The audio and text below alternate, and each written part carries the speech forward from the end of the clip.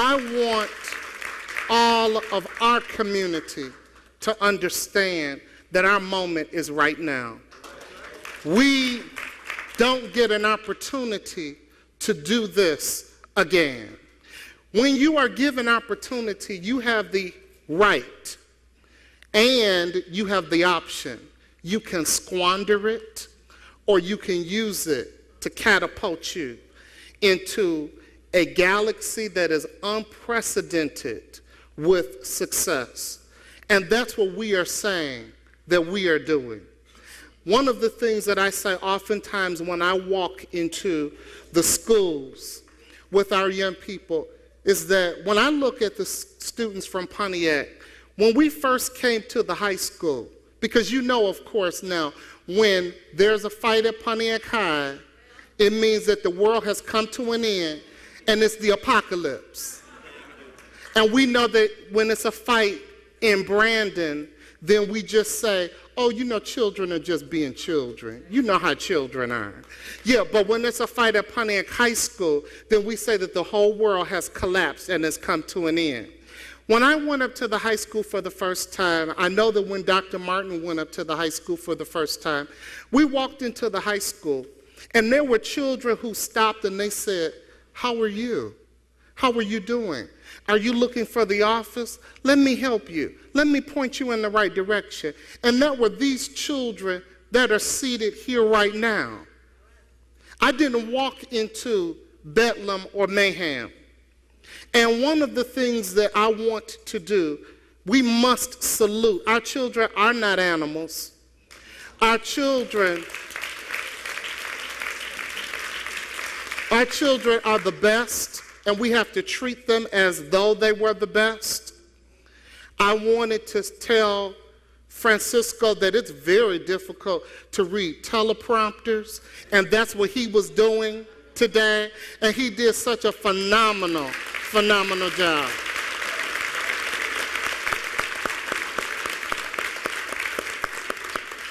And I want to tell you, Francisco, you give me hope. I'm so proud to do what I do. If I ever thought about leaving education, when I look at you, I am renewed. I want to say to the students that are in the band, you give me hope. You give me hope. And when it is tiring and it is hard to do this work and it is hard to have the resistance and the pushback, when I see you, when I have one moment in your presence at the high school, I am renewed. I want to say to the junior ROTC, you give me hope. You give me hope every single time that I see your self-discipline. It lets me know that as an adult, I have no reason to embrace fatigue, that I too can stand tall and be disciplined.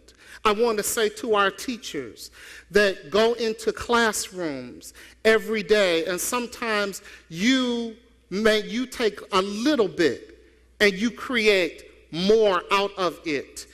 Every day that you stand in front of the kids, and every day that I get an opportunity to see your magic, you give me hope. To our administrators, you give me hope. Because in spite of every single thing that you have been through, you stand tall and you show up every single day and you say, we're going to do this anyway. I want to say to our board, thank you so much for believing in us. Thank you so much for championing our cause. You give us hope. We know that we can do this, and we could not do it without you. Thank you so much for serving. Sometimes it is a very thankless job to have to serve on a board, but you give us hope, and thank you for doing the work that you do every day. I want to say to Miss Phillips, and I've told the story many times, and she just shies away every single time I tell the story, but I want us to have hundreds of Miss Lorraine Phillips. I want us to have hundreds of her.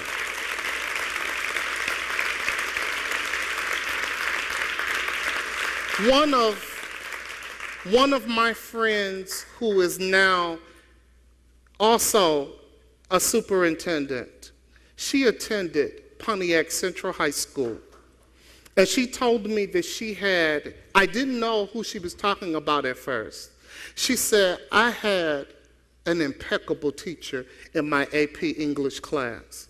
She said that every day she walked into the room, and she said the minute that her feet hit the floor, we knew to close our mouths, take out our book, write down what was on the board, and to be at full attention.